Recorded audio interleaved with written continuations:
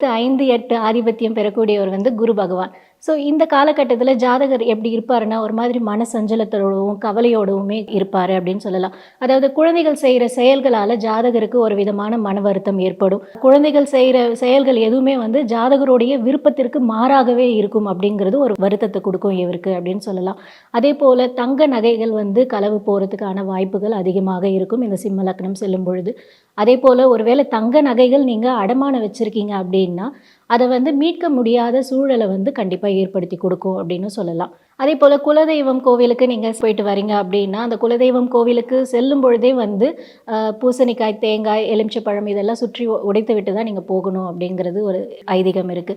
அதேபோல நீங்க ரிட்டர்ன் வந்த பிறகும் அதே விஷயத்த நீங்க செய்யணும் அப்படிங்கிறது ஒரு விஷயம் இருக்கு.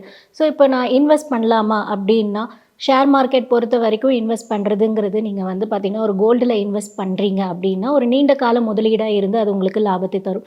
அதே போல் இன்ட்ரா ட்ரேடிங் அப்படின்னு எடுத்துக்கிட்டிங்கன்னா அது சுத்தமாக உங்களுக்கு ஒத்து வராது அப்படின்னு தான் சொல்லணும்.